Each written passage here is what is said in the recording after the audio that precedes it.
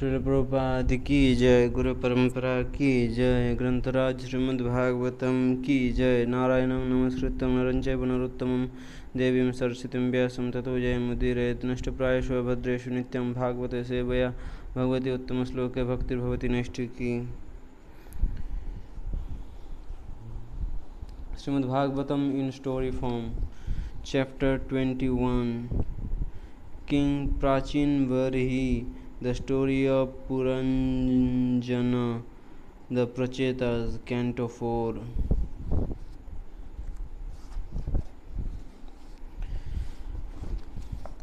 Vijayadhara became the emperor of the world, and he appointed his 4 younger brothers as governors of the different directions.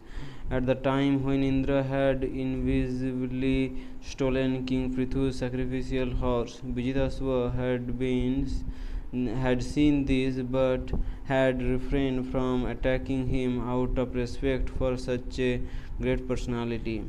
Indra very much appreciated this, and so he gave him the mystic power of appearing and disappearing at will.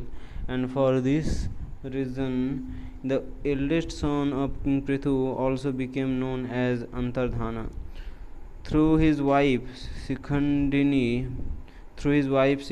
Maharaja Antardhana begot 3 sons, Pavaka, Pavamana, and Suchi, who were formerly fire gods that had to take birth as human beings due to Vasishta's curse. After attaining perfection in mystic yoga, these 3 sons of Vijayadhara became reinstated in their original positions by another wife named Navaswati. Maharaja Antardhana begot a 4th son named Havirdhana. Because Maharaja Antardhana was unwilling to exact taxes or punish the citizens he hired from his royal duties at an early age on the plea of wanting to perform various sacrifices. Although the king engaged in these fruitive activities, since he was a self-realized devotee, he simultaneously executed the process of pure devotional service by hearing and chanting the glories of the Supreme Lord. In this way, he very easily attained the ultimate goal of life by going home back to Godhead. Through his wife Havirdhani, King Havirdhana begot 6 sons named Barhishad, Gaya, Shukla, Krishna, Satya, and Jitabrata. The powerful Maharaja Barhishad, who was also called Prachin Varhi, was very expert in performing various kinds of fruitive sacrifices as well as the mystic yoga system, and thus he became posted as one of the Prajapatis. By the order of Lord Brahma, Prachin Varhi married the daughter of the ocean, named Satadruti, who was very young and exquisitely beautiful. After being very gorgeously dressed and ornamented, when Satadruti entered the marriage arena and began circumambulating the sacrificial fire, Agni became very attached to her, just as he had formerly desired to enjoy the company of Suki. Indeed, all the demigods, demons, and great sages that were present there became captivated simply by hearing the tinkling of Satadruti's ankle bells. Thereafter, King Prachinvarhi begot 10 sons in the womb of his wife, and they became known as the Prachetas. It being Satyayuga, when their father ordered them to marry and beget children, the Prachetas first left home to engage in the performance of austerities for 10,000 years. While traveling, the Prachetas came to a great lake that was very calm and quiet, like the mind of a great soul, and even the aquatics living within the water appeared to be very peaceful and happy.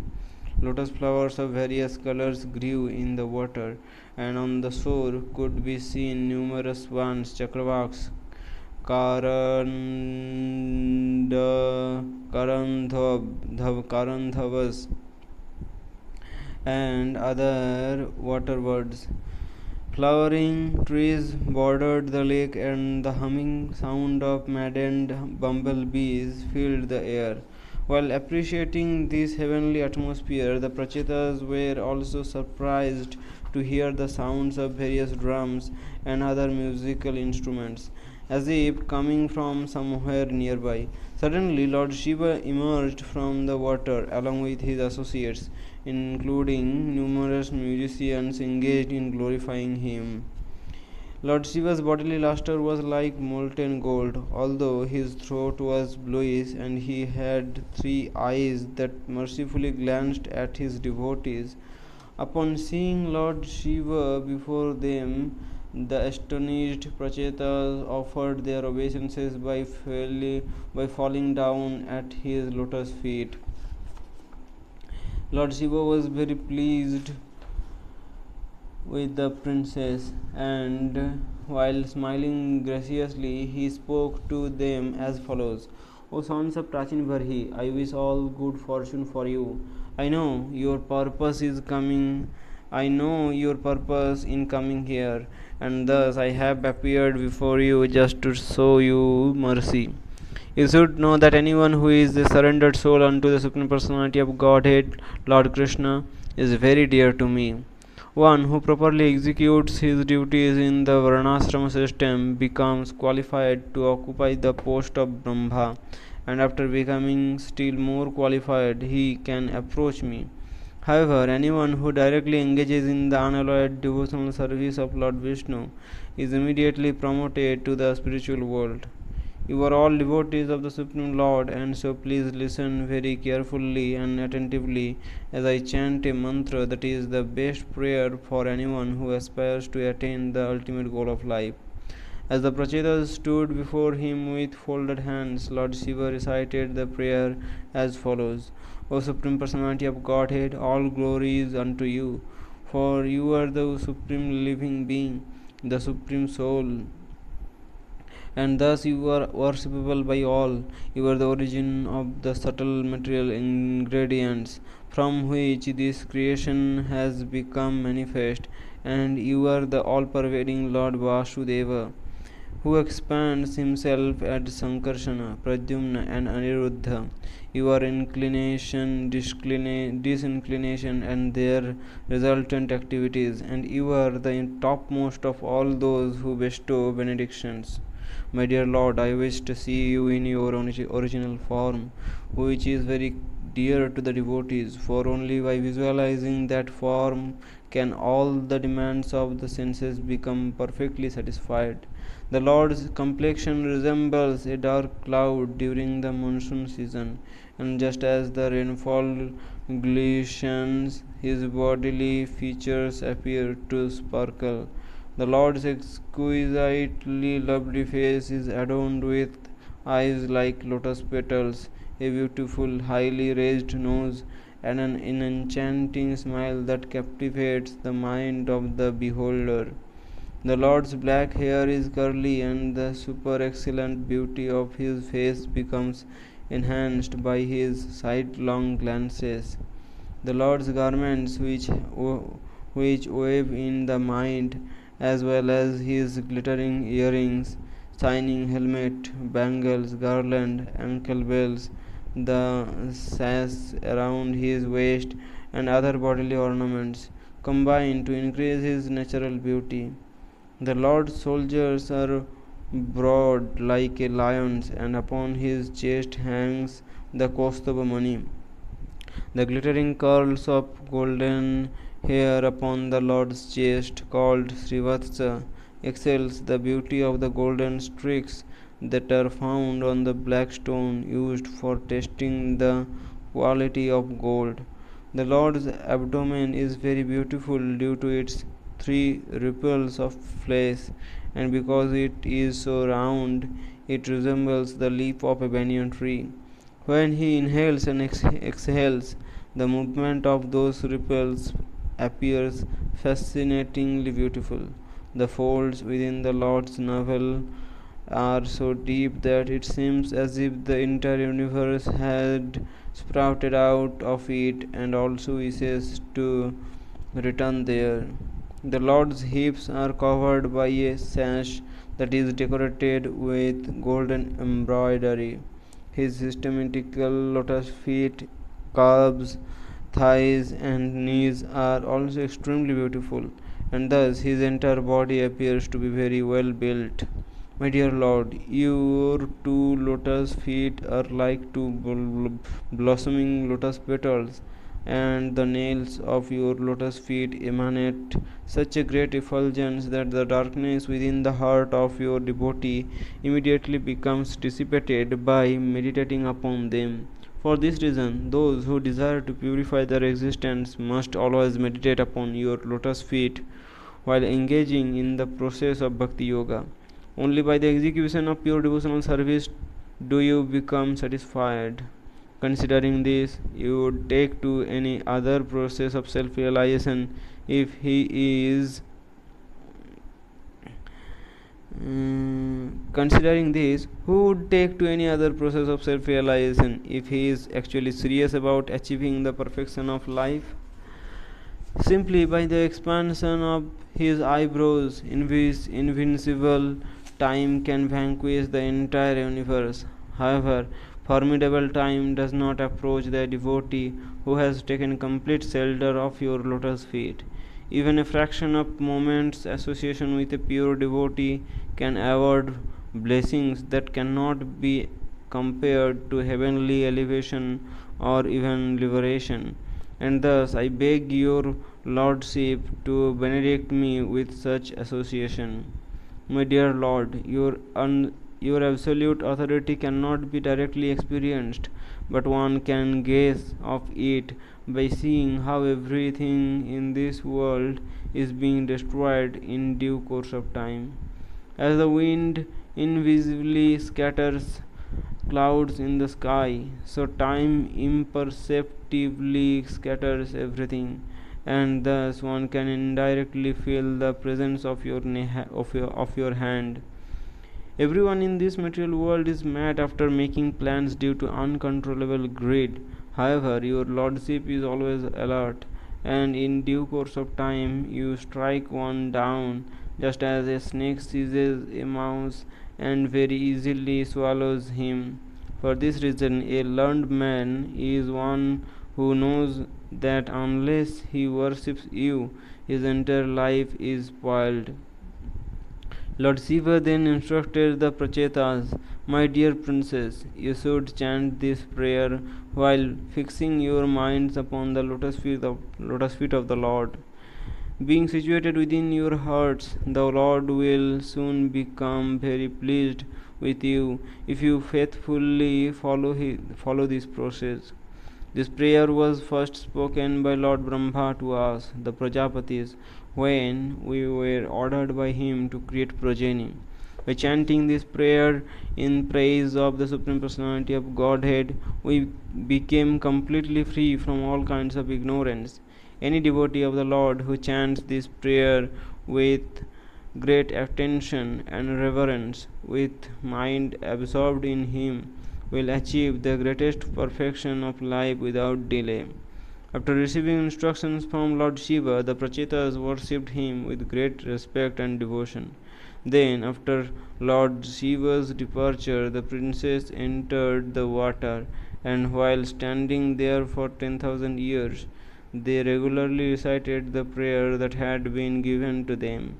Meanwhile, as their father, Prachinbarhi, was performing various kinds of fruitive activities, the great sage Narada became compassionate and then appeared before him to impart instructions about spiritual life. After being properly received by Prachinvarhishat, Narada inquired, my dear king, what do you hope to achieve by performing these fruitive activities? The chief aim of life is to get rid of all miseries and enjoy perfect happiness, but this cannot be attained by such fruitive endeavors. The king replied, O great soul Narada, because my intelligence is entangled in fruitive activities, I do not know what is the ultimate goal of life. Therefore, kindly instruct me in pure knowledge so that I can get out of the entanglement of household life, wherein one takes wealth and women to be of prime importance. Narada said, My dear king, by utilizing my mystic power, I will show you the animals you have mercilessly killed in the sacrificial arena.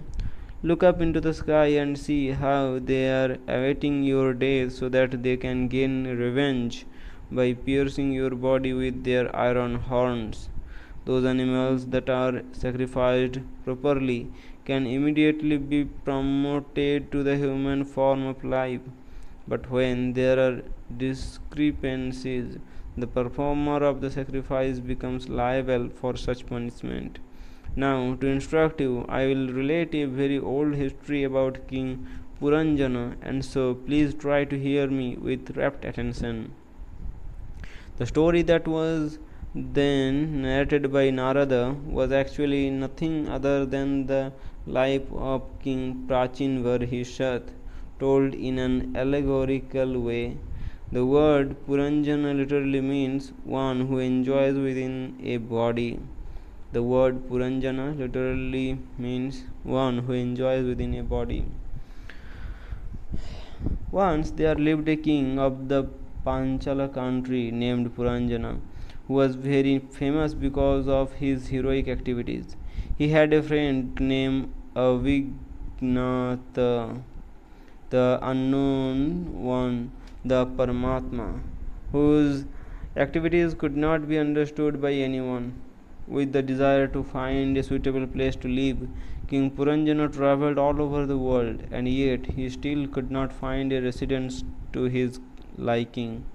Although he had tried to find a place for fulfilling his unlimited desires for sense gratification, he finally became morose and disappointed because he experienced insufficiency everywhere. Then, once while wandering, Puranjana came to a place called Bharatavarsha on the southern side of the Himalayas. There he saw a city having 9 gates and containing all auspicious facilities, a human birth in India. Surrounding the city were walls, skin, and parks here, and within were towers, raised parts such as the head and nose, canals, wrinkles, and depressions, and houses whose domes were made of gold, silver, and iron, the three modes of material nature. Within the houses, the floors were made of sapphire, crystal, diamonds, pearls, emeralds, and rubies. Desires for material enjoyment within the heart. And thus the city resembled Bhogavati, the capital of the Nagas. The heart is considered to be the capital of the body. Within the city there were also many nice assembly houses, the heart of the body where the Atma and Paramatma reside. Restaurants, marketplaces, resting places, streets, air blowing within the body, and beautiful parks. On the outskirts of the city was a nice lake encircled by many beautiful trees and creepers. The humming of bees and singing of birds combined to make the whole atmosphere very pleasing. Such lakes and gardens refer to those parts of the body that incite sexual impulses. The branches of the trees received particles of water that were being carried by the spring air from waterfalls coming down from the icy mountain. The waterfall represents the sexual mellow and the spring air represents Cupid. When they come in contact, one becomes agitated. In such a nice atmosphere, even the forest animals were non-violent and non-envious, like great sages. The serene atmosphere is compared to a peaceful family life, and the animals represent the children. Above all other sounds could be heard the cooing of the cuckoos. In family life, even the turmoil that is created by the wife and children appear to one just like the cooing of cuckoos. Anyone who came to this nice park would be invited to take rest by the very pleasing atmosphere. While wandering here and there in that garden, the body, King Puranjana suddenly saw a very beautiful woman who was walking there without any particular engagement. In youth, when the sex impulse is awakened, a man searches after the opposite sex by the use of intelligence, either actively or in his imagination.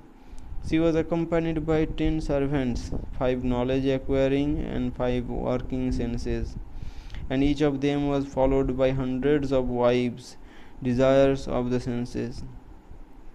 The beautiful young woman was being protected on all sides by a 5-hooded snake. The vital force, which includes 5 kinds of air, is likened to a bodyguard, for without it one could not live for a moment. She appeared very anxious to find a suitable husband. The woman represents intelligence, which cannot act without consciousness. The husband. She is described as very young, indicating that intelligence must be very fresh. Her nose, teeth, and forehead were very lovely, as were her ears, which were adorned with dazzling earrings. In material life, one utilizes the body of intelligence to enjoy the objects of sense gratification.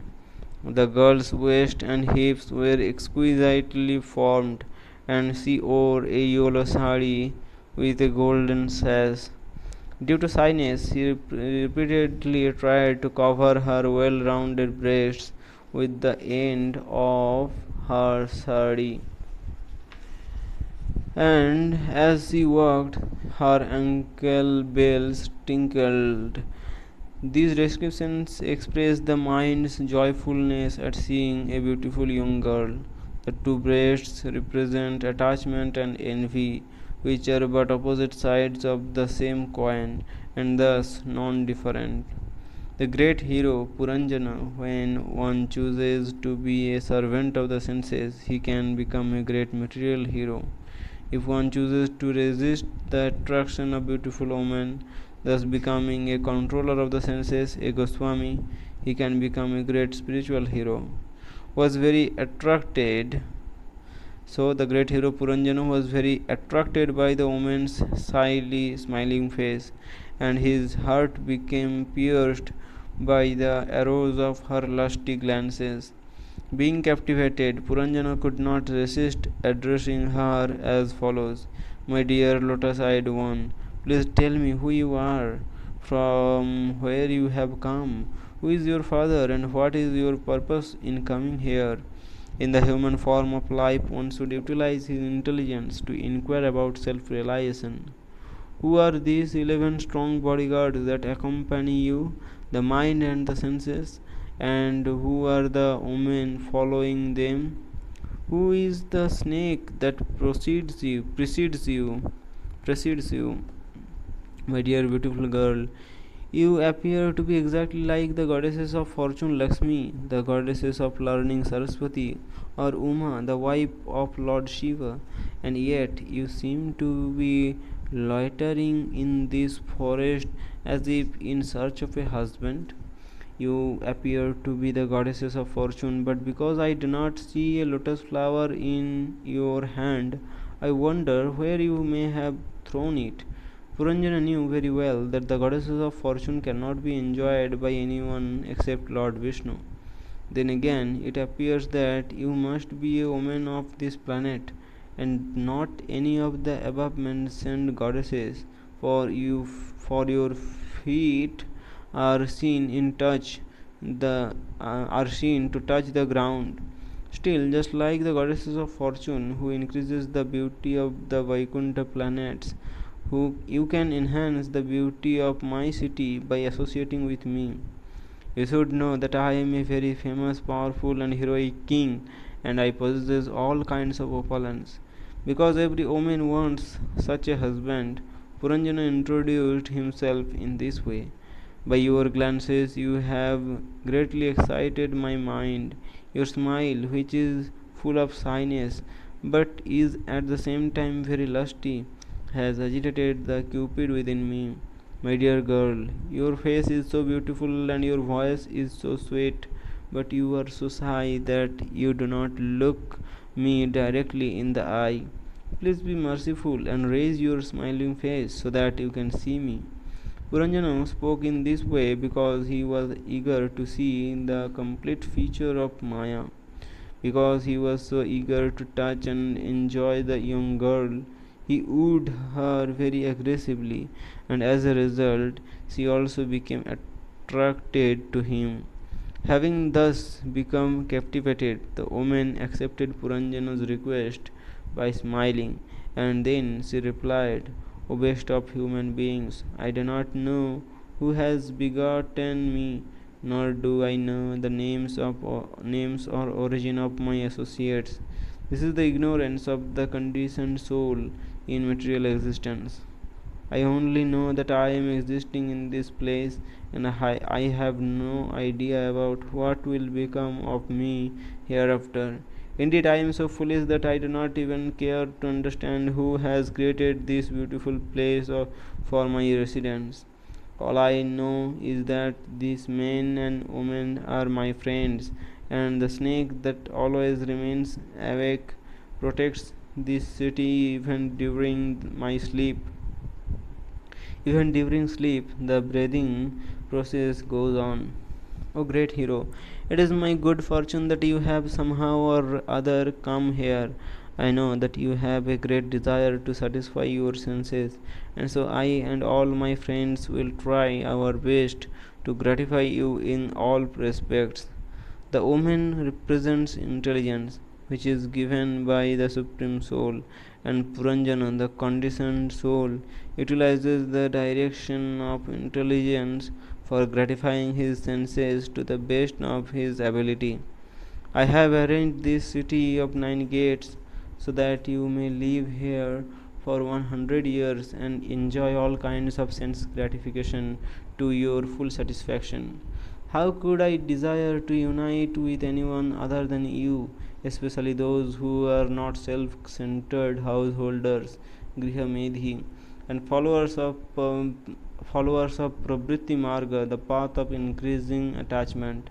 Such persons are no better than plants having no facility for sexual intercourse, or animals being without knowledge of how to really enjoy sex life. On the other hand, householders can attain such success in terms of dharma, artha, and kama, which culminates in heavenly elevation. Indeed, the poor brahmacharis, vanprasthas, and sannyasis, as well as the lower forms of life, can hardly imagine the happiness that is enjoyed in household life centered around sex. Household life is so glorious because it is not only pleasing to oneself but also to the forefathers, the demigods, the great sages, and people in general. Householders may, in fact, fulfill all kinds of material obligations, but they usually neglect their real duty, which is to satisfy Mukunda, the Supreme Lord. My dear hero, who would not accept a husband like you, who is so famous, magnanimous, handsome, and easily gotten? Who would not become attracted by your arms that are just like the bodies of serpents? I think that you travel all over the earth just to relieve the distress of husbandless women like ourselves with your attractive smile and aggressive mercy. Thereafter, King Puranjana and the woman, supporting one another with their mutual understanding, entered the city and continued to enjoy life for 100 years. Numerous professional singers were engaged in describing the king's glorious activities, and when it was too hot in the summer, he would enter a nice lake and enjoy the company of many women. Through 2 gates on the eastern side of the city, named Khadyota Gloorm, the weaker left eye, and a Virmukhi torchlight, the stronger right eye. The king used to go to the city of Bibhrajita, clear vision or form, accompanied by a friend named Dyuman, the sun.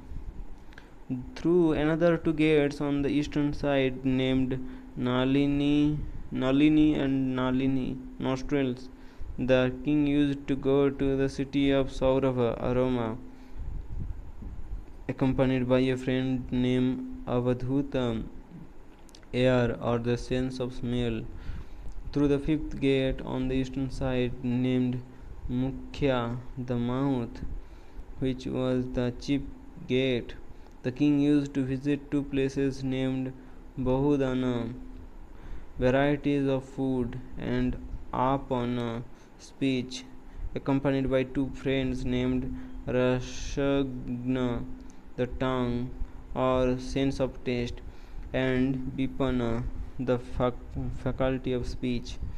Through the southern gate named Pitru, the right ear, which is used for karmakandiya activities.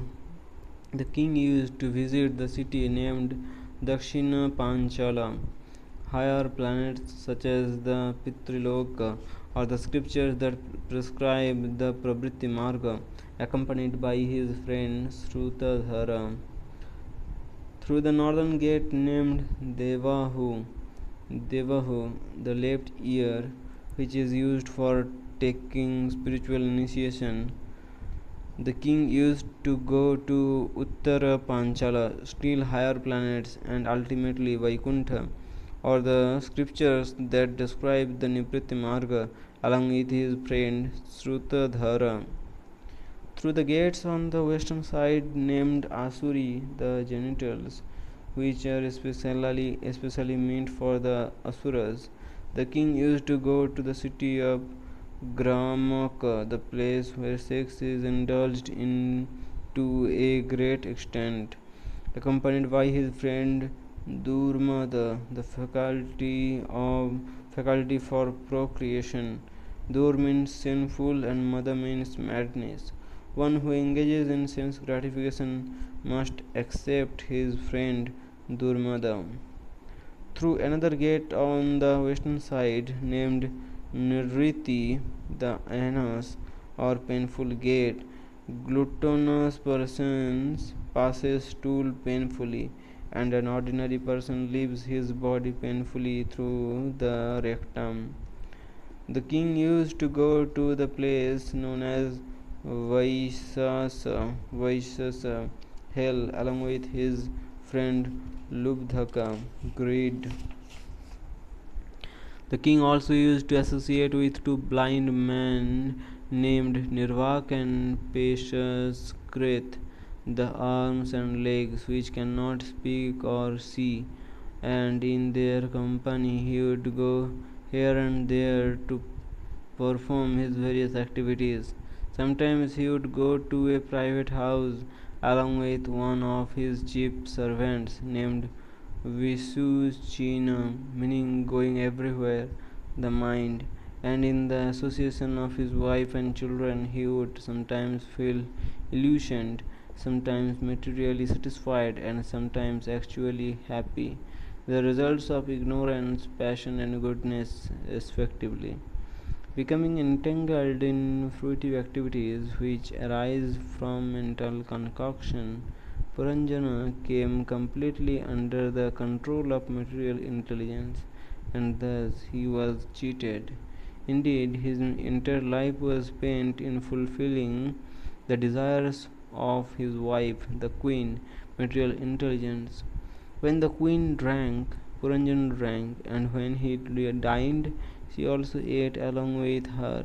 When the queen sang, Puranjan also sang, and when he cried too.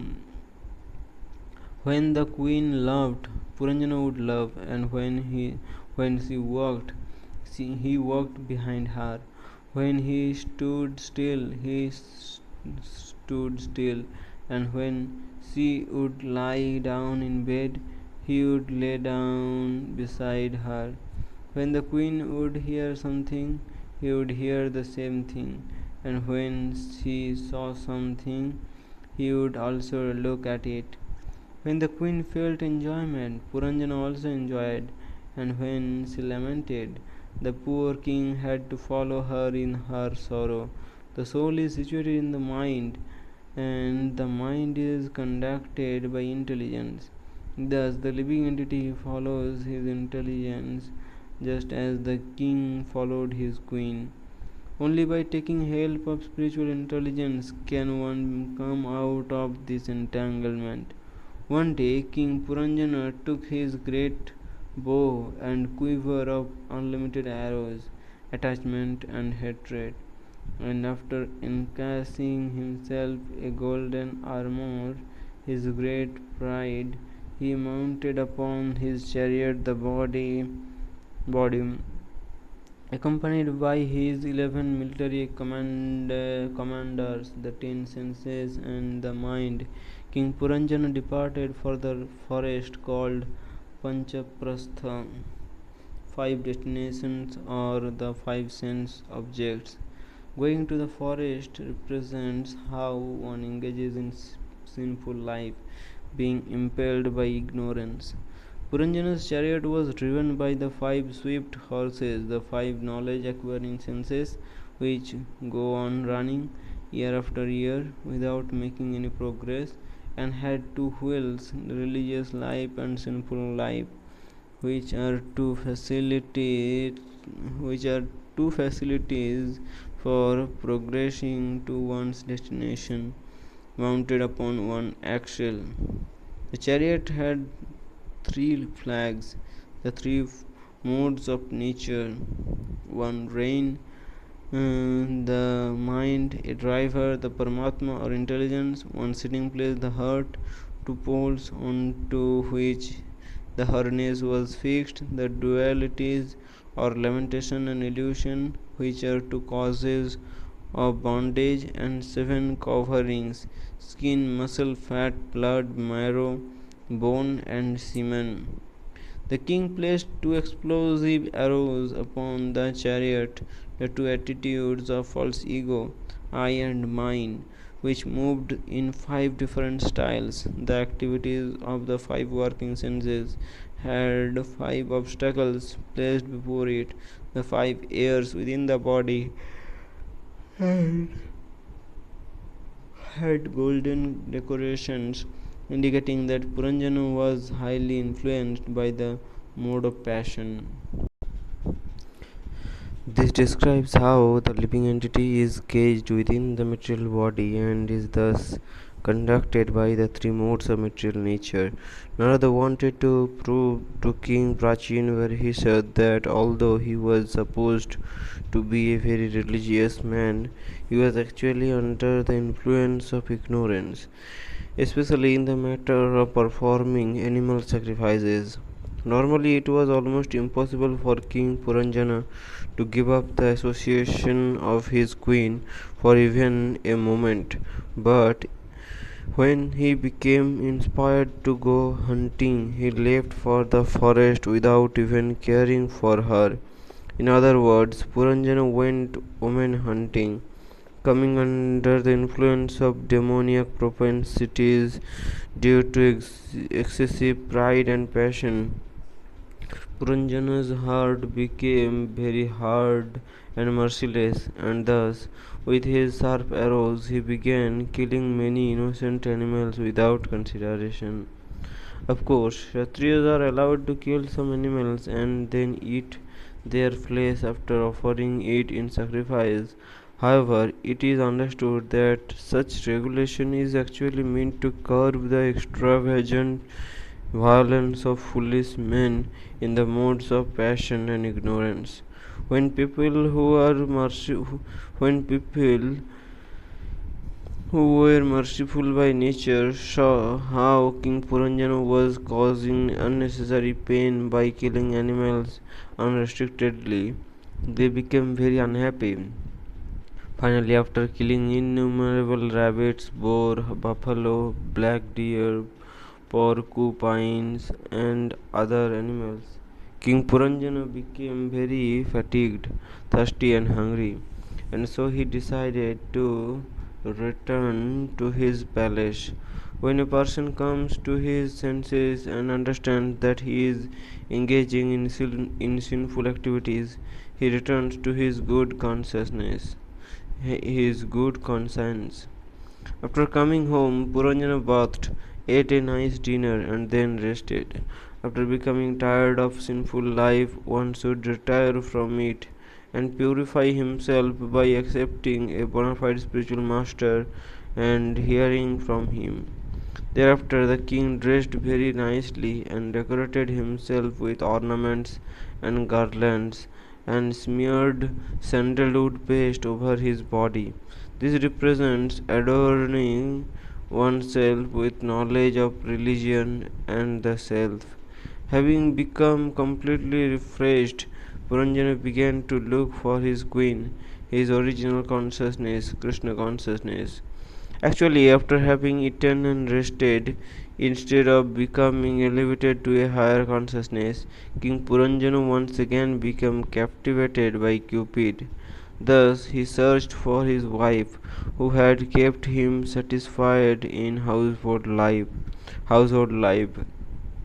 Sometimes an initiated devotee in the name of prasadam eats voraciously and then falls down due to becoming attracted by Cupid.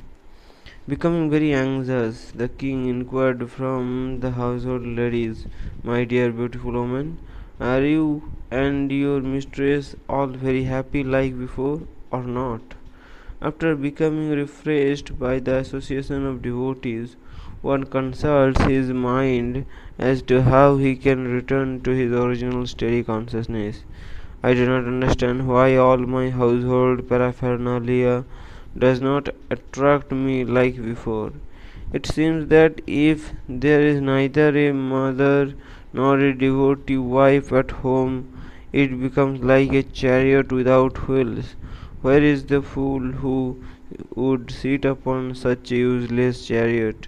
Please tell me where I can find that beautiful Please tell me where I can find that beautiful woman who always saved me when I was drowning in the ocean of danger by giving me good intelligence at every step.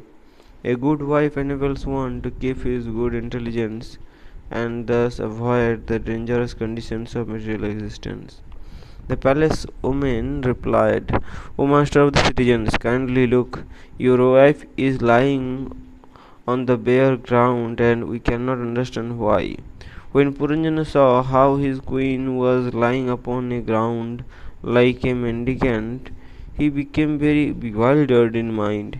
He repented for having neglected his good intelligence so that he could engage in sinful activities. Being very aggrieved, he tried his best to pacify her with pleasing words. Surprisingly, she did not display any symptoms of anger, which is the natural characteristic of a woman in love when she is neglected. Being very expert in flattery, however, King Puranjana remained undaunted and continued to pacify his wife step by step. First he touched her feet and then he embraced her warmly. Finally, after sitting her upon his lap, he said, "After genuinely regretting one's former sinful life, one must raise himself to the platform of Krishna consciousness by touching the feet of the Guru and then pleasing him with the execution of devotional service."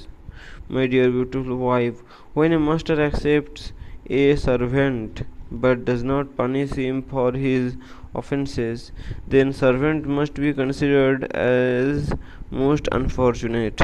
When chastised by his master, the servant should take it as great mercy and therefore not become angry. An effeminate husband, being attracted by the external beauty of his wife, tries to become her most obedient servant. My dear wife, kindly give up your anger and be merciful by smiling upon me with loving attachment. When I see your beautiful smiling face and hear your sweet talk, I become very attracted and obliged to you. Puranjana is trying to receive his wife's original beauty, just as one tries to receive his original Krishna consciousness, which is very beautiful. If someone if someone has offended you, then I am prepared to punish him, provided he is not a Brahmana or Vaishnava. My dear wife, I have never seen your face without tilaka or cosmetics, nor have I seen you so morose and lusterless.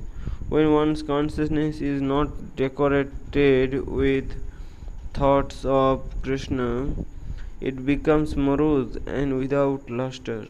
Due to my sinful desires, I went to the forest without your permission, and thus I have certainly offended you. Now, please consider me to be your most intimate subordinate and become pleased with me. I am very much bereaved, and due to being pierced by Cupid's arrows, I feel like lusty. Where is the beautiful woman who would give up her lusty husband and refuse to unite with him? After thus bewildering her husband and bringing him under control, the queen bathed, dressed herself very nicely, ate her meal, and then returned to him.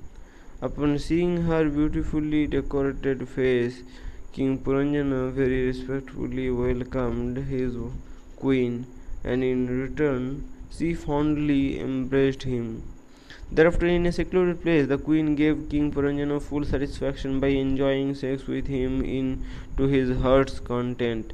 When one's intelligence is properly utilized, the intellect and the intelligent person enjoy each other with great satisfaction.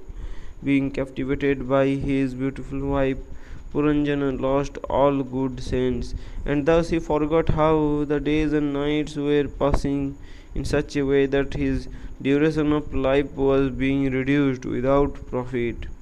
After hunting in the forest, which represents sinful life, King Puranjana returned home to a religious household life whereby one can advance towards Krishna consciousness.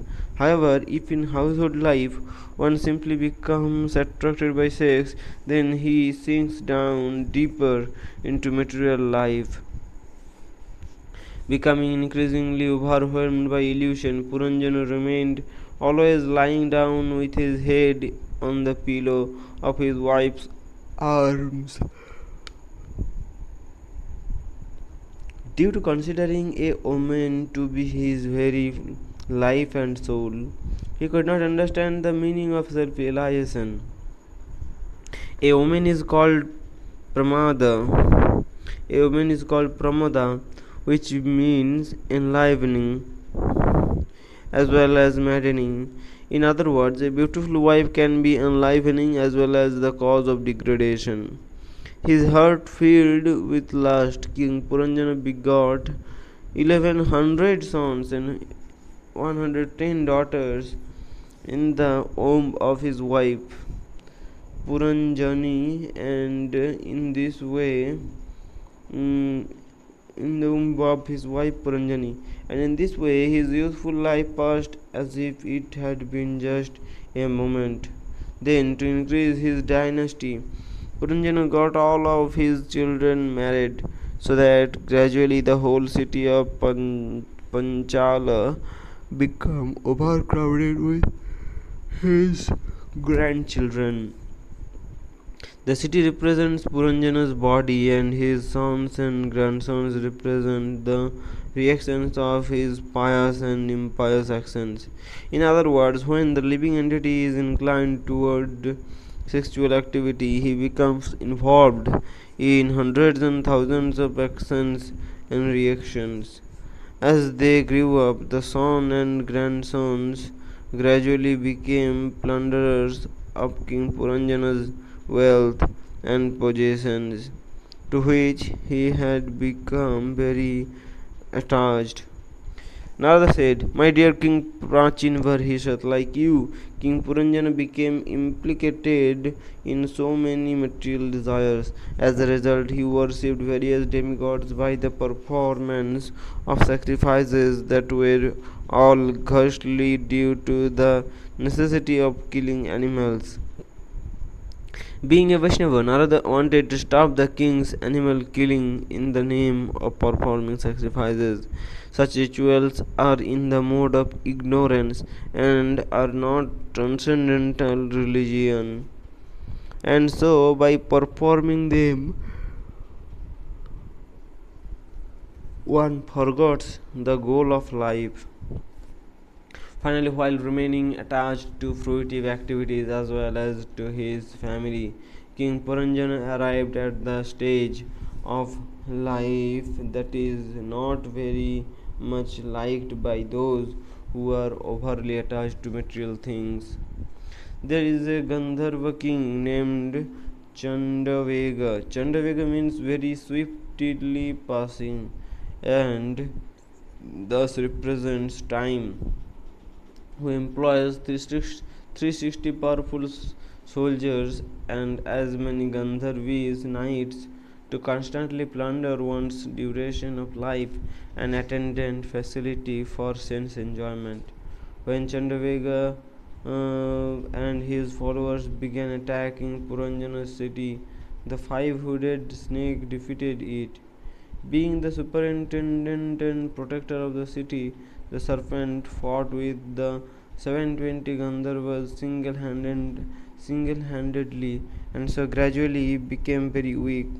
When King Puranjana and his friends and citizens, the bodily limbs, saw this, they became overwhelmed with anxiety. Meanwhile, the daughter of time, named Jara or Kalakanya, was searching for a husband throughout the three worlds. Although no one would agree to accept her, she was anxious to marry anyone. Narada informed King Prachin Barhishat, "Once, as I was coming to the earth from Brahmaloka, Jara happened to meet me. Knowing that I am an avowed brahmachari, she became very lusty and begged me to accept her. However, when I refused her request, Jara very angrily cursed me, saying, 'You will never be able to stay in one place for a long time.' Then, at my suggestion, she approached the Javana king Bhaya and requested him to become her husband. After meeting Bhaya, Jara said, 'My dear hero, you are the best of the untouchables. I am in love with you and so I want you to accept me as your wife. One who does not give or accept charity according to the injunctions of Shastra is certainly foolish and will have to lament later on. Here I am present before you and ready to serve you. Please be merciful and accept me, for it is the duty of a gentleman to be compassionate towards one who is distressed.' The king of the Yavanas smiled, and after much consideration he replied, 'On behalf of Providence, I will engage you in imperceptibly attacking all people along with my soldiers. Here is my elder brother, Prajvara, the 107-degree Fahrenheit fever sent by Lord Vishnu, who you may accept as your husband.' Prajvara. To make the best use of a bad bargain, the Javana king wanted to serve Lord Krishna by introducing Jara, Kalakanya everywhere. In old age, when one is attacked by invalidity, he becomes afraid of death, and thus Jara serves as an impetus for spiritual life. Thereafter, Javanraja Bhaya, or the Lord of Death Yamraja, began traveling all over the world along with Prajvara Kalakanya and his soldiers. And when they came to Puranjana's city, they attacked it very forcefully. Due to Puranjana's having lived a life of sense gratification, the old serpent that protected his city had become very weak. When Kalakanya attacked the city, she soon rendered the citizens useless for all purposes. In old age, the bodily limbs become useless, and the soldiers of Yavanaraja, by entering the 9 gates, gave her support. In old age, diseases manifest at the 9 gates. Due to being embraced by Kalakanya, King Puranjana gradually lost all his beauty, intelligence, and opulence, and thus the Gandharvas and Yavans easily conquered him. While observing how everything in his city was becoming scattered, Puranjana also found that his wife, sons, grandsons, servants, and ministers had become cold and indifferent. So that they no longer hesitated to oppose him. During old age, the senses and organs become weak, and so that instead of being under a person's control, they oppose him. We want to use our senses for sense gratification, and they must receive strength from the body. In the same way, one keeps family members for enjoyment, while they also demand enjoyment from the head of the family. When the old man cannot supply sufficient money, the family members turn against him. This certainly this certainly made King Puranjana very anxious, but still he could not counteract the situation, being overwhelmed by Kalakanya. Due to her influence, the objects of sense enjoyment had become tasteless, although Puranjana's lusty desires continued to bind him with affection for his wife and children. In this way, King Puranjana became very poor hearted and completely devoid of an understanding of life's real aim. Finally, although he had no desire to do so, King Puranjana was forced to leave his city because it had been completely smashed by Kalakanya. Even a worm in the stool does not want to give up its position. Even a worm in the stool does not want to give up its position, especially if one has no information about the next life or the kingdom of God. He will not want to give up his body even after it has become old and useless. At this time, Pandava set fire to sorry. At this time, Prajvara set fire to Puranjana's city to please his younger brother. At the time of death, the temperature is raised to 107 degrees Fahrenheit. When King Puranjana saw how all his family members, servants, and citizens were being consumed in the conflagration,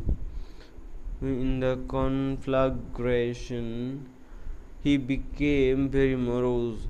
The city's police superintendent, the serpent, the subtle body, and live air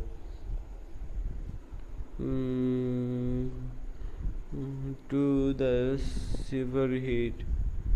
He wanted to leave the city just as a snake living within the cavity of a tree ropes cavity of a tree hopes to escape where there is a forest fire. However, when the serpent attempted to leave the city, he was checked by the enemy, and so he began to cry out loudly in anguish. At the time of death, the gates of the body become choked up, and so one cannot clearly express his difficulties to others. King Puranjana was very attached to his family due to having the false conception of I and mind. What? King Puranjana was overly attached to his family due to having the false conception of I and mine, so that at the time of separation he became very sorry. In great anxiety, he thought, my poor wife is encumbered by so many children. After I leave this body, who will take care of her, and how will she maintain her dependence? Puranjana began thinking of his past dealings with his wife, how she would never eat nor bath until he had done so, how much attached she had been to him, and how she used to pout when he would sometimes chastise her. He thought of how she used to give him good advice, and how she became very aggrieved when he was away from home. As part and parcel of Lord Krishna, Puranjana should have been thinking of him.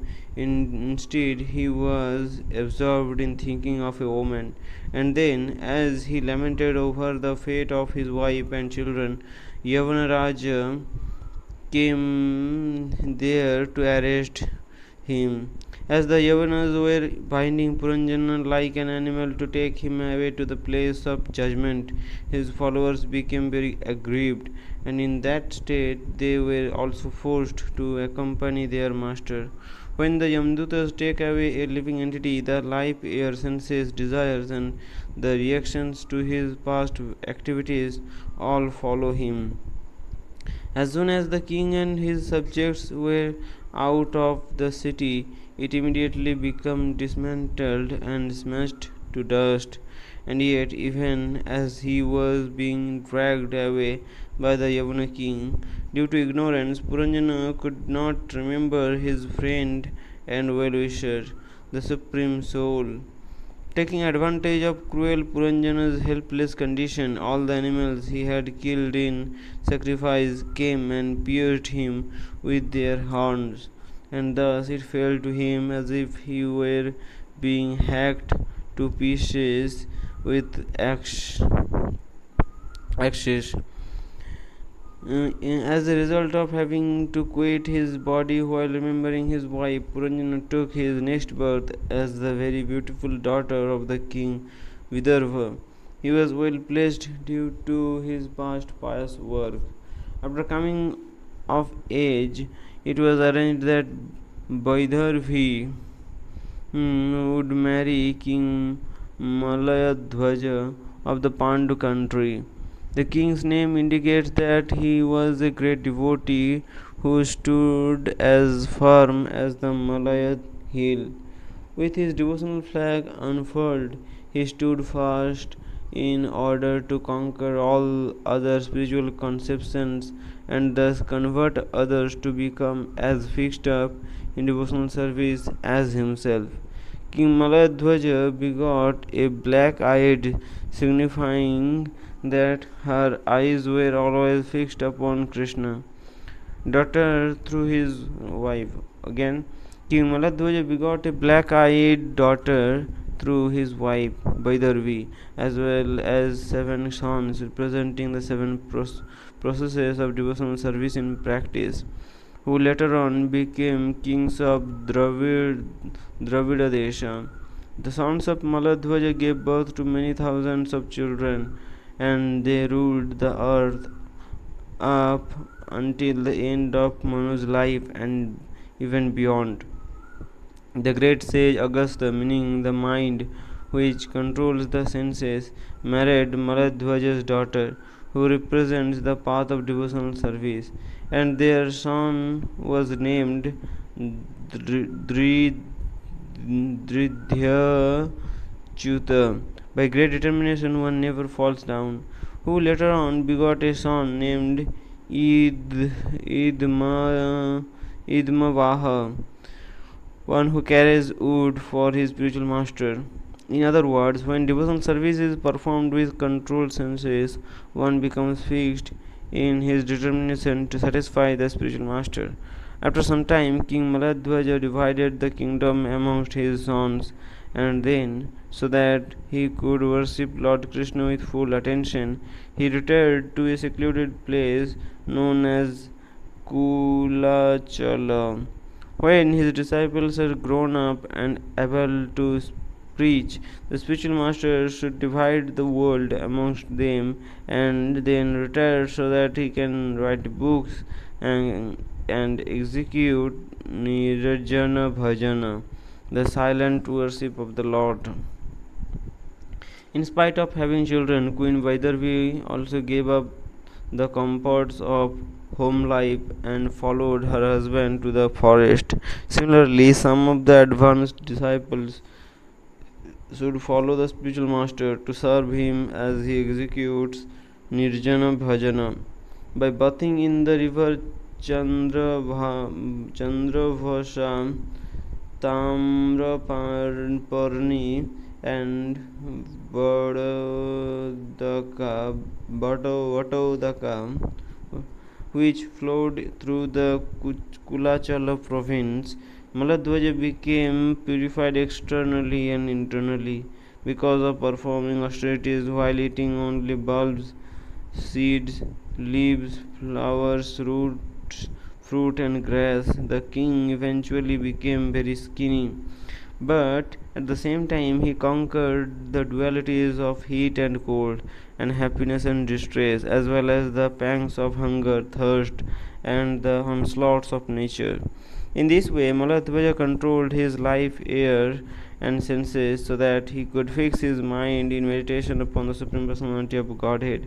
Finally, after remaining at Kulachala for 100 celestial years, 36,000 solar years, the king attained the perfectional stage of life, pure devotional service. Indeed, Maladhwaja could observe the Supreme Soul sitting by his side, and due to being fully instructed by the Lord, he could understand everything from all angles of vision. In full Krishna consciousness, he completely ceased from engaging in all kinds of activities based on the concept of separate interest from the Lord, for he knew them to be unnecessary and illusory. Queen Vaidarvi accepted her husband as her everything, and thus she gave up all personal comforts to engage in his service and follow his path of austerity. Maladhwaja represents the Guru and Vaidarvi the disciple. She wore old torn clothes.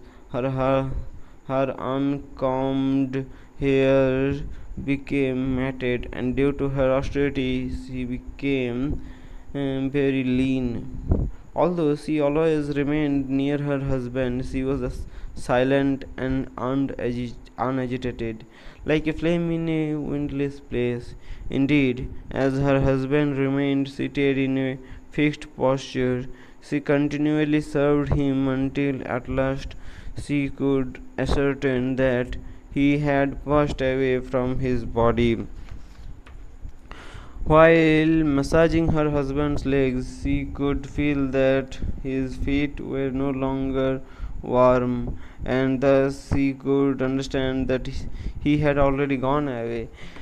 At first, Vaidarvi felt great anxiety upon being left alone.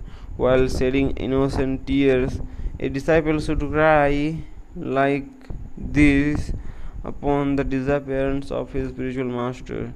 She cried out, O best of kings, please get up. Just see how the world has become infested with rogues. The inhabitants of the earth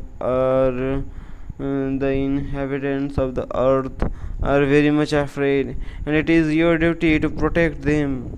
An Acharya establishes the real principles of religion, but upon his disappearance, the rogues and non-devotees guised as so-called swamis and yogis take advantage of their situation to introduce unauthorized principles. Therefore, the perfect disciple must relieve the situation by sincerely following the instructions of his spiritual master. Finally, after getting up from the feet of her dead husband, the most obedient wife prepared a funeral pyre and then placed the lifeless body upon it. While lamenting grievously, she prepared herself to enter the blazing fire and thus perish along with her husband. A devotee's wife must be prepared to act in this way. Similarly, a devoted disciple would rather die along with his spiritual master than fail to execute his mission. At that time, a Brahmana who had been an old friend of King Puranjana came there and began to pacify the queen with sweet words. The Brahmana presents the Paramatma who gives the given living entity the chance for material enjoyment. Also, however, when there is the opportunity, the Paramatma gives good counsel by advising him to give up such illusory happiness and turn to him. The Lord's appearance as a Brahmana indicates that useless one is very highly elevated. He cannot see the Supreme Personality of Godhead. Sorry.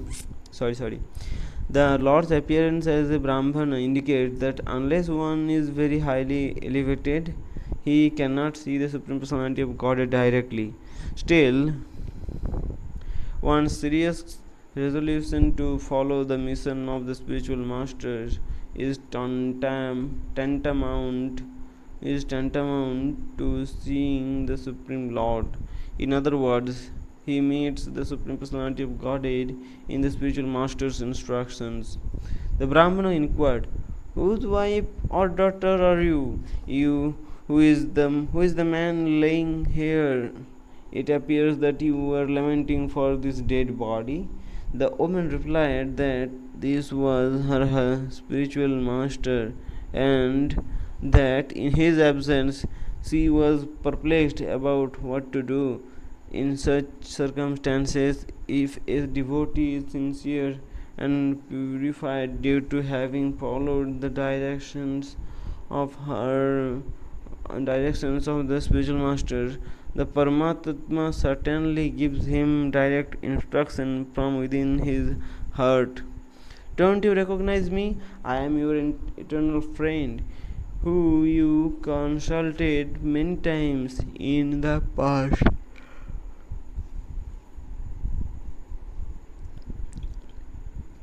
Many times in the past.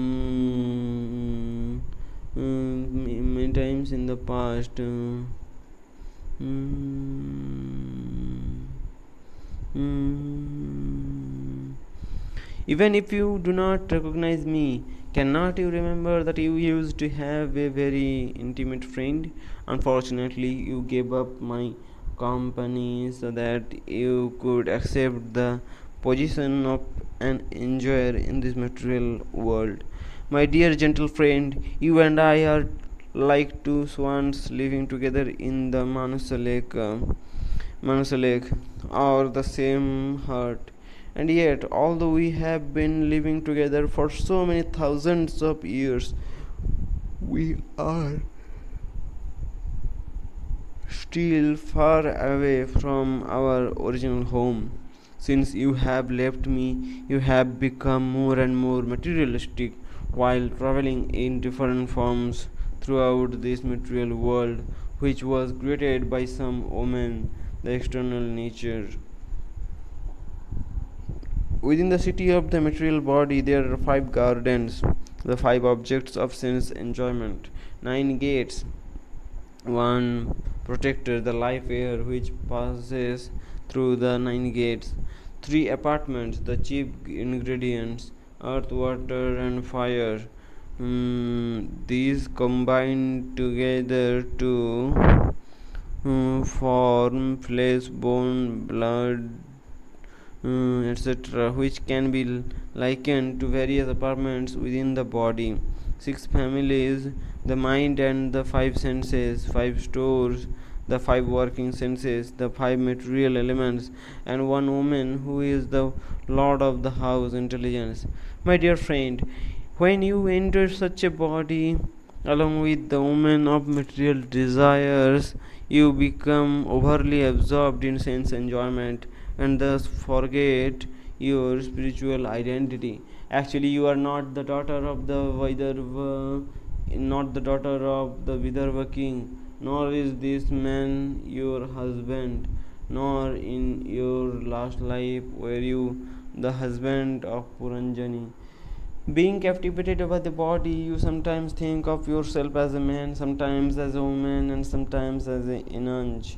This is all due to identifying with the body, which is a creation of my illusory energy. Actually, both you and I have poor spiritual identities, and thus there is no qualitative difference between, and so there is no qualitative difference between us. A person sees his reflection in a mirror to be one with himself, whereas others see 2 distinct bodies. Similarly, when the living being is materially conditioned, he sees a difference between himself and God. Narada then informed King Prachinbarhi, I narrated this story of Puranjana to you for the purpose of self-realization, and it is meant for indirectly understanding the Supreme Personality of Godhead.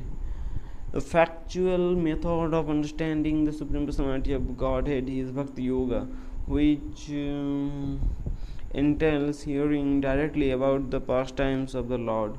For persons who have not developed an interest in or cannot understand the Lord's pastimes,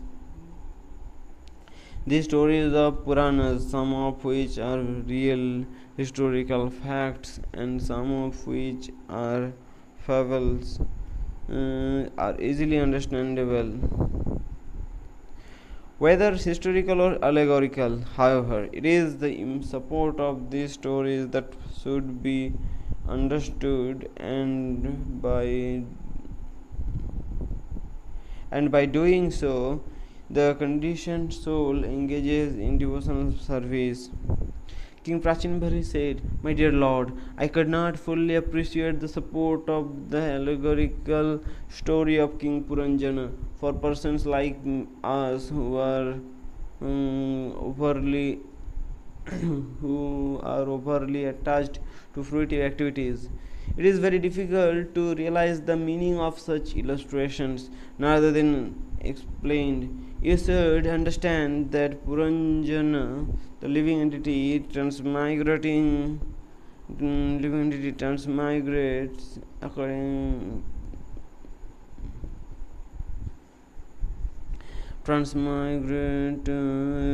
to his own work to different types of bodies that may be one-legged ghosts, two-legged, three-legged old men who walk with the rope of a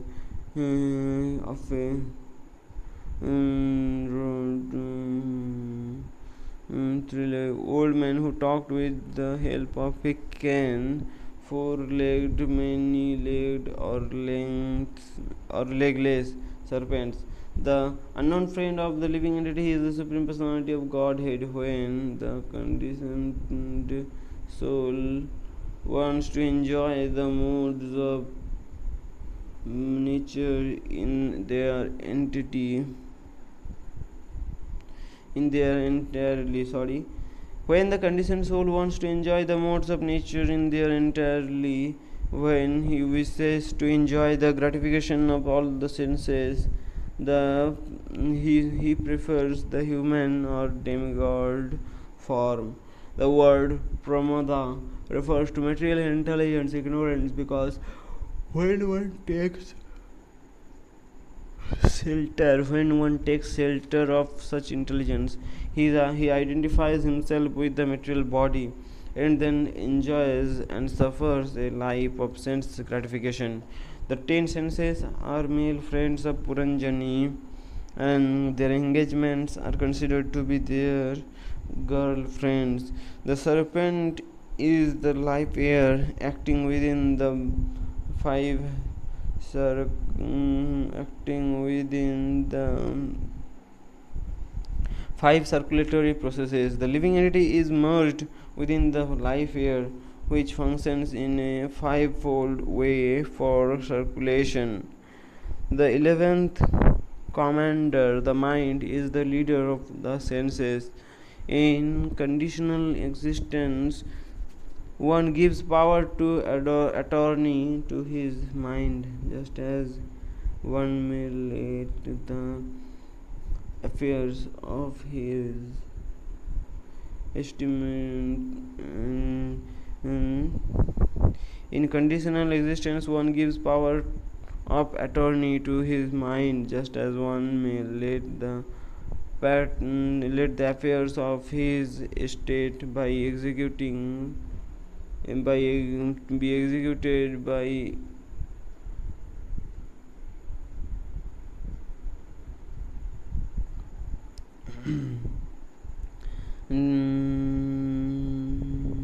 the 11th commander.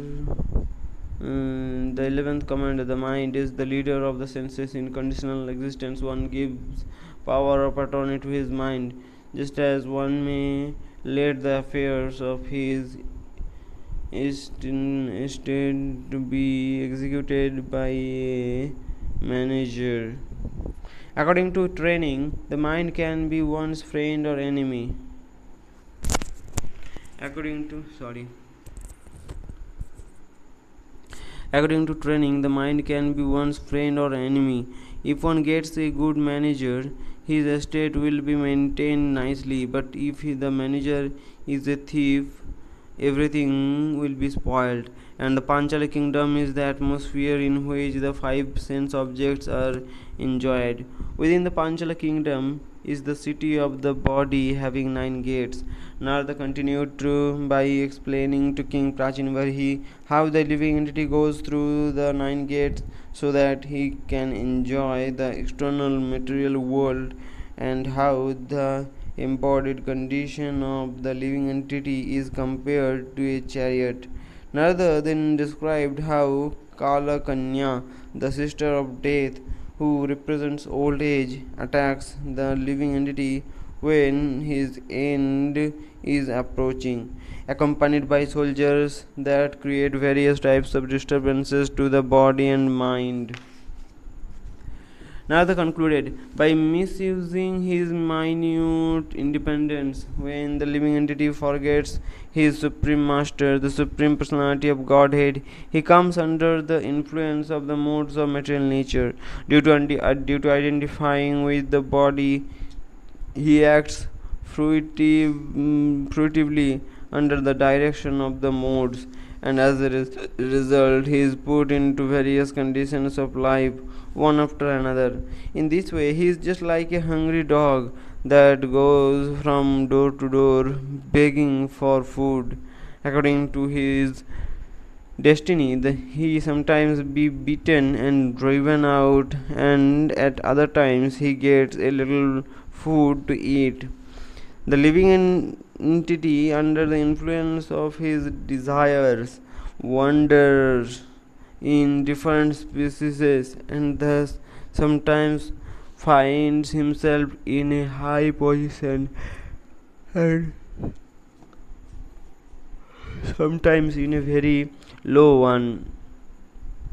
In the hard struggle for existence, one may try to employ various means to counteract life's miseries, but this simply brings on more suffering. It is like a man who shifts the burden he is carrying upon his head onto his shoulder in the hopes of gaining relief. This does not at all relieve the burden but simply shifts it from one place to another. When we have a troublesome dream, okay, we can only counteract it by awakening. In the same way, we can relieve of our ignorant condition of material existence only if we awaken to Krishna consciousness by surrendering unto the Supreme Personality of Godhead and engaging in His devotional service.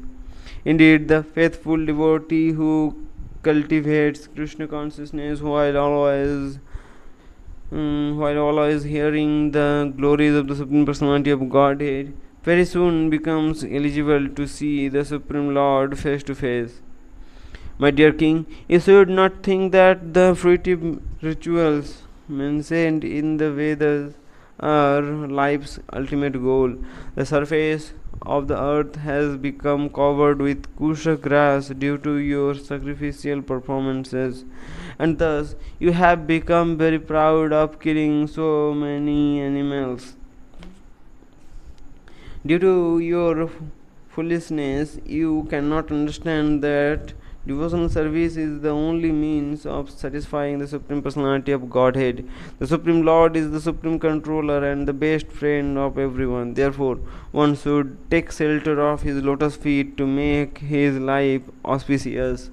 The great King, O great King, I have explained to you everything in regards to your inquiries.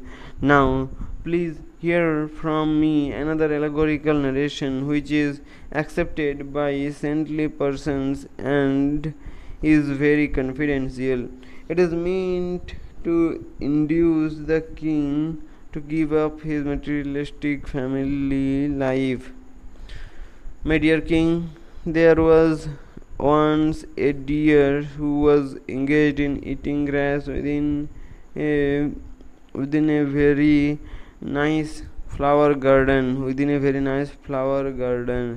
along with his wife. Since the deer was thoroughly engrossed in eating and hearing the sweet singing of the bumblebees, he was unaware of the tiger Time standing before him and the hunter Death with his bow and arrow approaching from behind.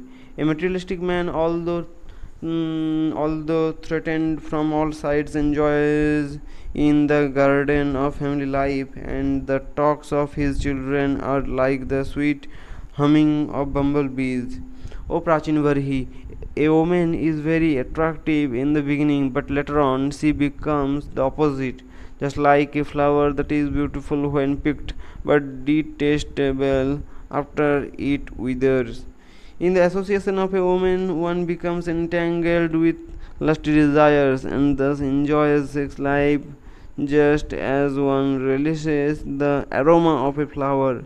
By gratifying his tongue and genitals to the best of his ability, the illusioned householder remains satisfied within the circle of his family.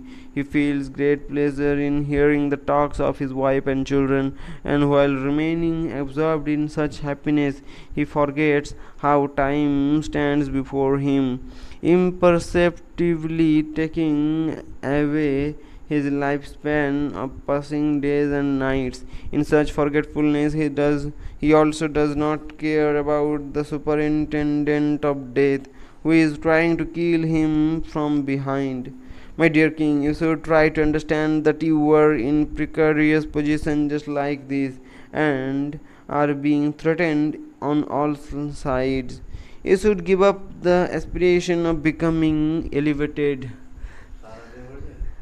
ঘুমিয়ে গেছিলাম আজ যাচ্ছি বাথরুমে যাচ্ছি You should give up the aspiration of becoming elevated to the heavenly planets by means of fruitive activities. Give up your materialistic household life, which is simply based on luxurious eating and self pleasure, and take shelter of the Supreme Personality of Godhead. King Prachinvarhi said, My dear Brahmana, I have heard all that you have said with rapt attention. After carefully considering the subject matter, I have concluded that the acharyas who had engaged me in fruitive activities were ignorant of this confidential knowledge of Krishna consciousness. Otherwise, why did they not explain it to me? Hare Krishna. All the doubts I had regarding the Vedic conclusion have been dispelled by you, and I can now understand that even great sages are generally bewildered about the real purpose of life. There is, however, one more question that I would like to put before you. It is said that the results of all that one does in this life are enjoyed in the next, and yet at the time of death the present body is given up and a new one is accepted. How is it possible for one to suffer or enjoy the reactions of work that had been performed in a different body? Narada said, The gross body is only an instrumental outer covering that is utilized to fulfill the activities of the subtle body within. The subtle body, consisting of mind, intelligence, and ego, is the real root of the gross body. After the destruction of the present gross body, the subtle body continues to exist, and by its activities, another situation is created for the conditioned soul to suffer or enjoy in his next gross body.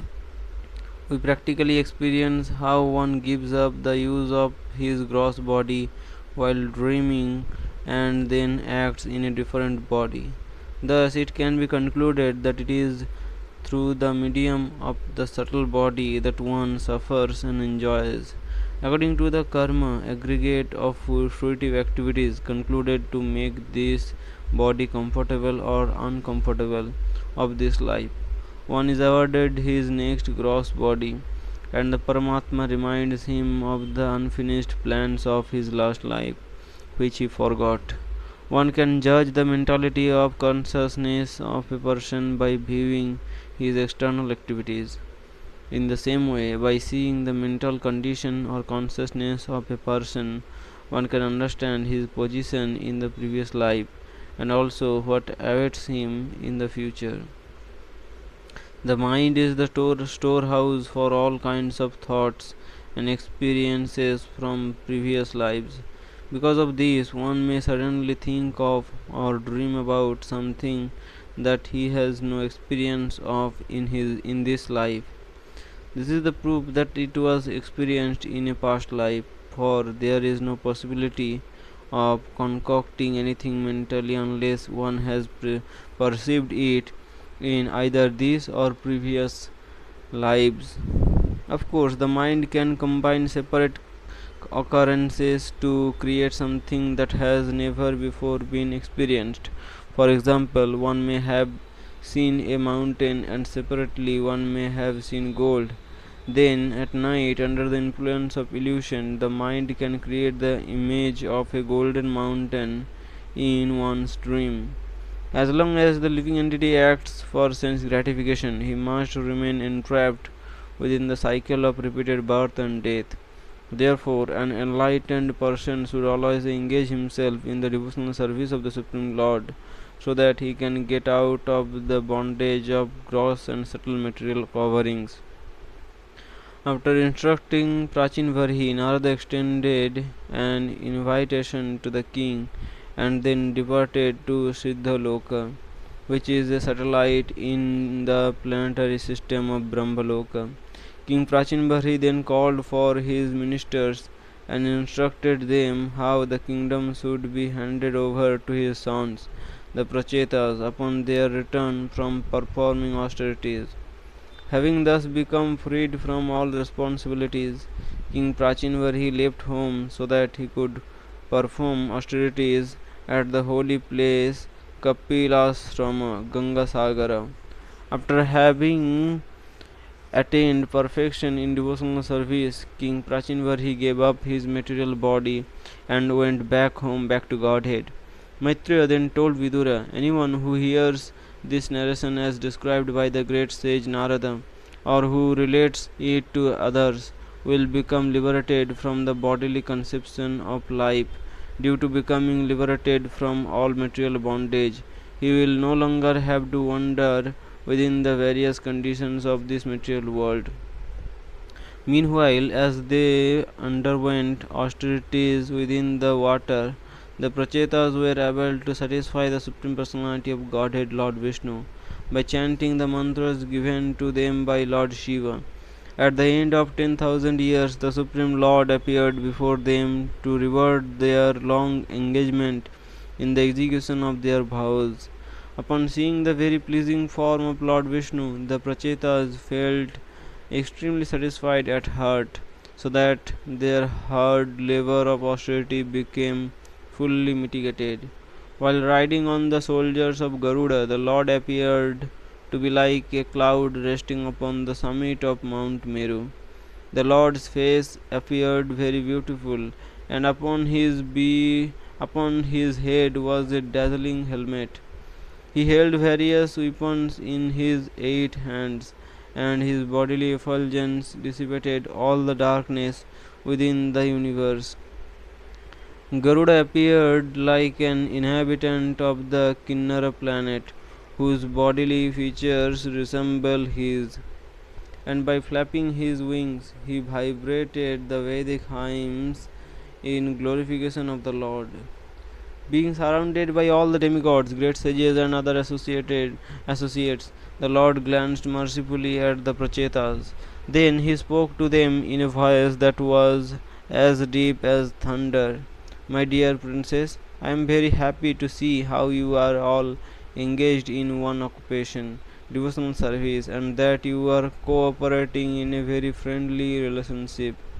I am so pleased with your mutual friendship that I wish you all good fortune. Furthermore, I request that you ask me for a benediction. Those persons who remember you every evening shall become just as friendly towards not only their own brothers but all other living entities as well. In addition, those who offer me the prayers composed by Lord Shiva every morning and evening will receive my benediction, so that they can fulfill their desires and at the same time attain good intelligence.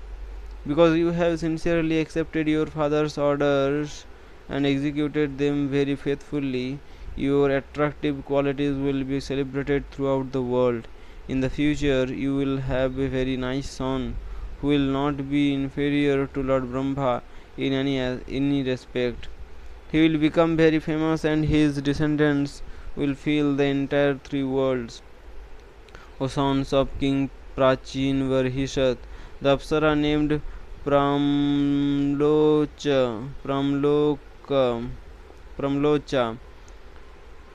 kept her lotus-eyed daughter by the sage Kandu in the care of the trees and then returned to heaven. Thereafter, when the child began to cry due to hunger, the lord of the forest, Soma, compassionately put his finger in her mouth. In this way, the nectar that came from the moon god's finger nourished the child, and as a result, she has become very beautiful and endowed with all good qualities. Because you are all very obedient to my commands, I wish that you marry this girl and then beget progeny through her as ordered by your father. You brothers are all of the same nature, and since this girl is also just like you, she will be very dedicated to you. My dear princess, by my mercy you will be able to enjoy all the facilities of this world without hindrance or diminution of strength for 1 million celestial years. Thereafter, you will develop pure devotional service unto me and thus become freed from all material contamination. At that time, you will be able to return to my supreme abode in the spiritual sky. After hearing this, the Prachetas began to offer their prayers with voices that faltered due to transcendental ecstasy. Dear Lord, we beg to offer our obeisances unto you, for by your presence here we feel that we have become fully purified. When one fixes his mind upon your lordship, the world of duality, although a place for material enjoyment, appears to be meaningless due to its impermanence. My dear Lord, when out of your natural compassion you think of your devotee, simply by that act all his desires become fulfilled. You are situated in everyone's heart, no matter how insignificant a living entity may be, and thus you know all his desires. O Lord, although we are certainly very insignificant, why should you not know of our desires? O Lord of the universe, we are satisfied simply by knowing you as the ultimate goal of our lives, and we pray that you will also be satisfied with us. This is the only benediction we desire. When a bee approaches a heavenly parijata tree, it certainly does not leave it, because there is no reason for it to do so. Similarly, now that we have seen your lotus feet and have taken shelter of them, what further benediction could we desire to ask for? Our only request is that as long as we have to remain wandering from one body to another and from one planet to another within this material world, may we have the association of persons who are always engaged in discussing your pastimes. Just a moment's association with a pure devotee is unlimitedly more valuable than heavenly elevation or liberation by merging into the Brahman effulgence. And such a great personality can purify even the holy places of pilgrimage. As soon as there is discussion about the topics of the transcendental world, the hearers forget the miseries of material existence and their natural enmity towards one another. Indeed, you are personally present where the unalloyed devotees are engaged in hearing and chanting your glories. Dear Lord, we know that it is due to just a moment's association with Lord Shiva that we became fortunate enough to see you. And yet, even such exalted personalities as Lord Brahma and Lord Shiva cannot fully understand your glories, and so they offer their prayers unto you according to their capacities. In the same way, although we are far inferior, we have also attempted to offer our prayers unto you. The Supreme Lord said, "May whatever you have prayed for be fulfilled," and then departed. Although the princes were unhappy to accept such separation, for they had not seen the Lord to their full satisfaction. Thereafter, when the Prachetas emerged from the water, they saw how the trees had grown very tall, as if blocking the path to heaven. Because of the king's absence, agriculture had been practically neglected, and so trees had covered the entire surface of the earth.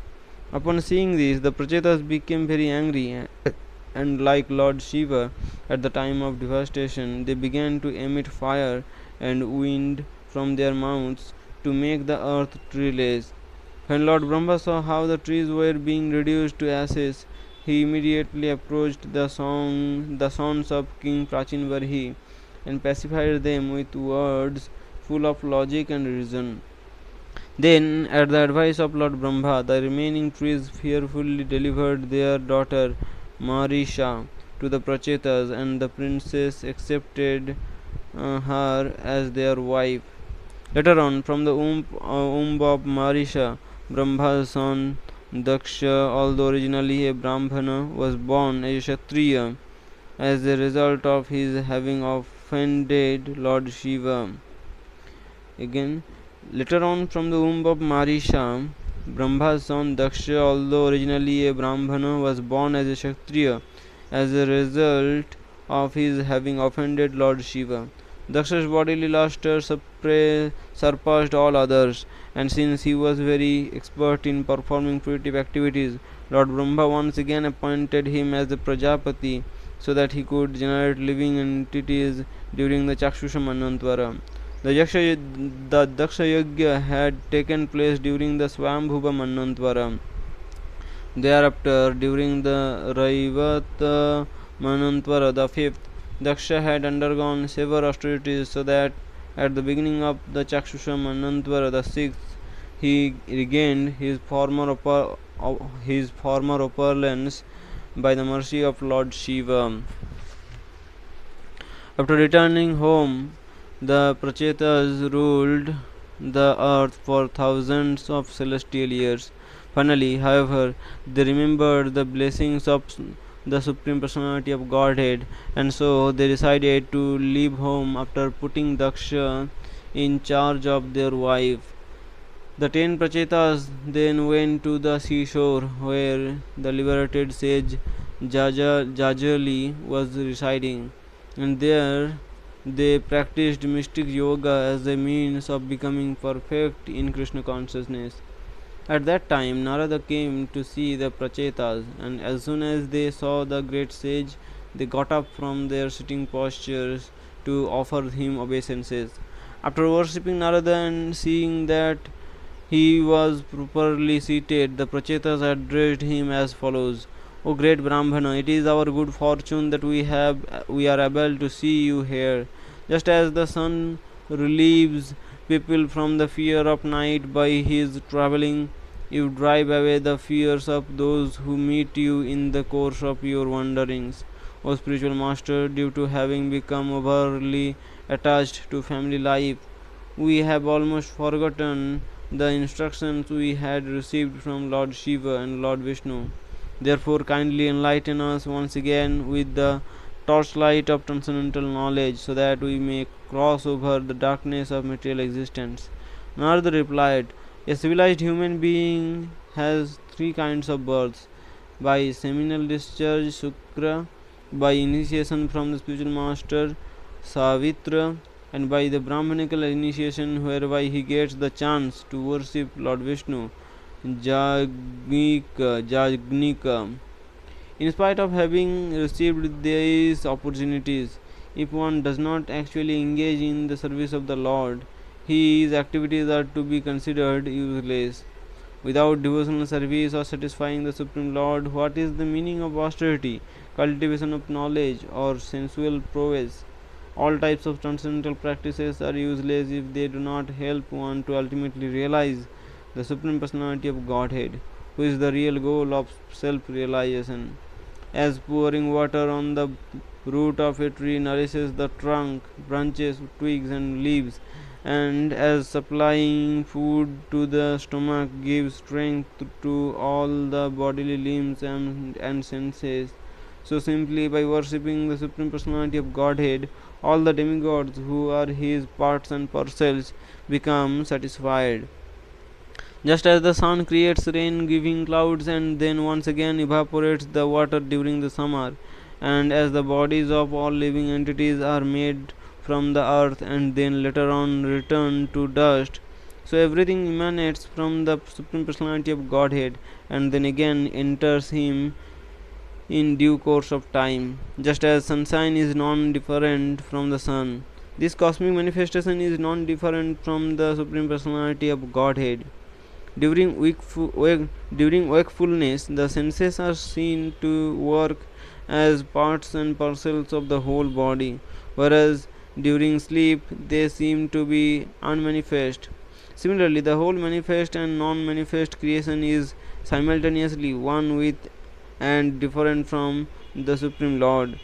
In the sky, we sometimes see illumination, sometimes clouds, and sometimes darkness.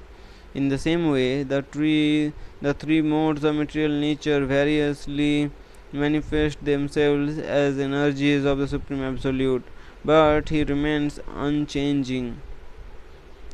My dear princess, just engage yourselves in the devotional service of the Supreme Lord by showing mercy to all living entities, by remaining satisfied, and by controlling your senses. You can very easily satisfy the Supreme Personality of Godhead Janardana.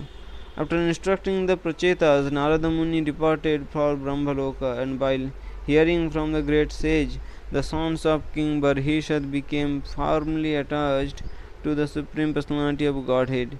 Ultimately, while absorbing themselves in meditation upon the lotus feet of the Supreme Lord, the Prachetas attained life's ultimate destination by going back home, back to Godhead. Sukadeva Goswami said to Maharaja Parikshit, O best of kings, I have now finished describing the descendants of Swambhuva Manu's first son Uttanpada. Next, I shall tell you about the activities of King Priyabrata and his descendants. After hearing all these topics from the great sage Maitreya, Vidura became overwhelmed with feelings of ecstasy. As tears fell down from his eyes, Vidura prostrated himself at the lotus feet of his spiritual master and declared, O great mystic and devotee, by your causeless mercy I have been shown the path of liberation from this world of darkness, which leads one back to the spiritual world. After offering his obeisances, Vidura took permission and then departed for Hastinapura so that he could share the spiritual benefit he had received with his relations. Hare Krishna.